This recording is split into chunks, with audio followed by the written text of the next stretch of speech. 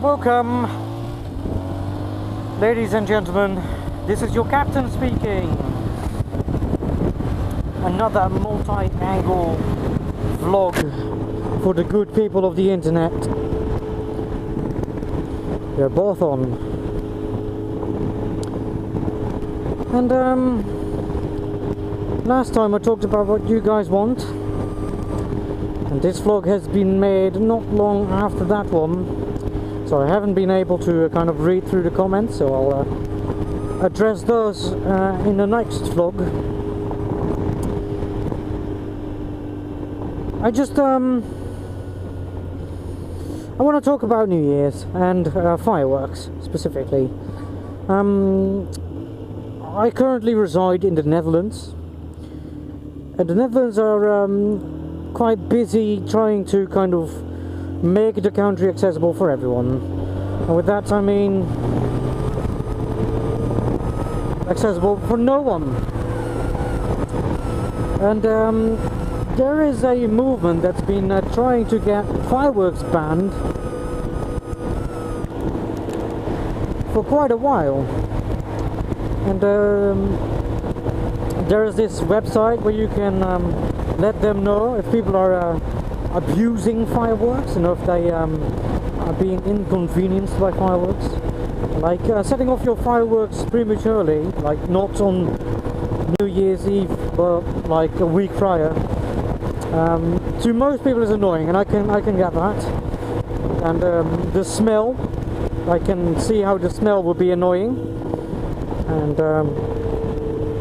all these little things that they find annoying you can report, and when you report this, they'll make a database of complaints, and then they'll give that to the ruling institution.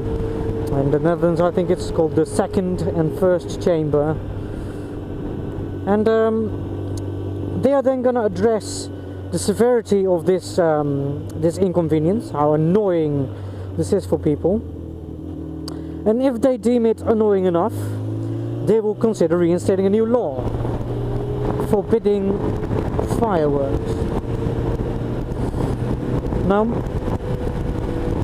it inconveniences people, so to some degree this all sounds logical.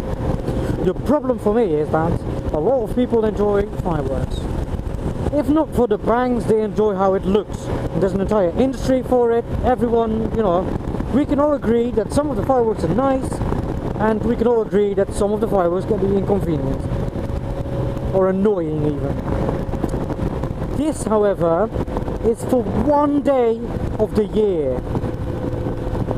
One day that you are inconvenienced. One day that you can be annoyed by all the bangs. And then they say, well, you know, people fire fireworks on days that they're not legally allowed to. Which is a fair point. The question then would be, would they not do that if fireworks were banned? Because you can't legally buy fireworks before New Year's Day. So you can't legally fire fireworks on any other day. So technically, you're not really fixing anything, in my opinion. You're just banning something that's fun for some people. In this same string of thought, off-roading. I've done an off-roading special not too long ago, and I decided to read up on, you know, enduro bikes, off-road bikes, and where I can ride them.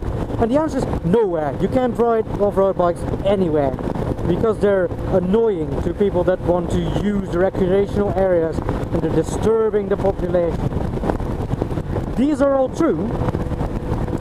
But surely there's somewhere that you can ride them. I mean, it's not like the animals live everywhere, because if that was the case, you wouldn't have, you know, put roads everywhere and chopped down the entire woods to make room for like a fucking pancake house. Surely that was taken in mind.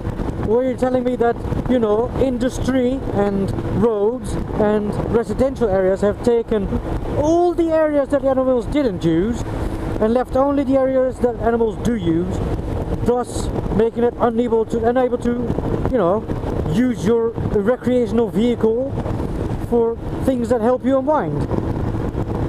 Because what you've essentially done by banning it everywhere is made it so that people ride everywhere. Illegally, yes, but they now ride everywhere.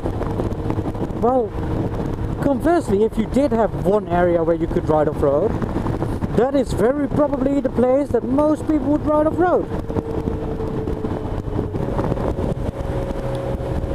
So essentially what they've done is that instead of designating one area where, you know, probably nature will be damaged and most of the animals will migrate because of the noise, and people will probably not walk there because of all the stinking and loud cross you know, motorbikes, enduros.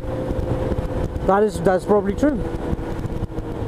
But that will also mean that those will not be riding in the other areas.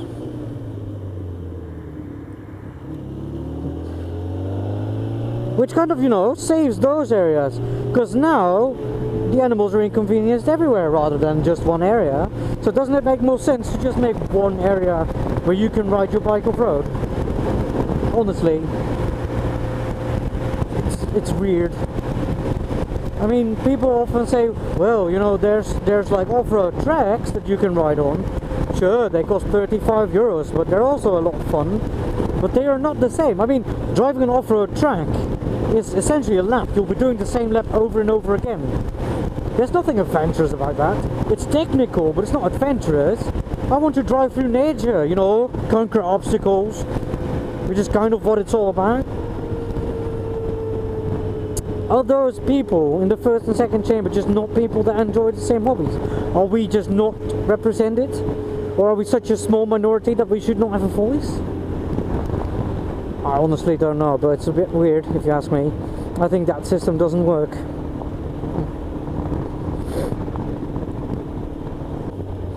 So yes, coincidentally I've opted to not buy an enduro yet, or an off-road bike. Mostly because I can't ride it anywhere legally. And I know that most people wouldn't really have a problem with that, but it's really putting me off. I've ridden off-road and I've really found it entertaining, but it's really putting me off. It's a shame. That's all I can say about it. It's a shame.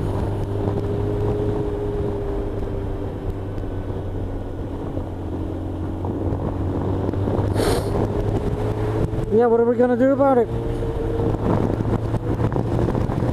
We could try and make sure that we're represented, but I'm not sure if it'll change anything. But anyway, that was my little rant about being becoming inaccessible for everyone. Slowly, the Netherlands are becoming inaccessible for everyone. Everyone has their complaints, and everything is shit for someone.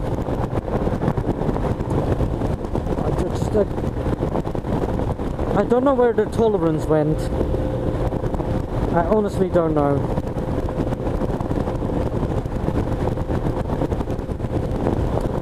But anyway, I'll talk to you guys later.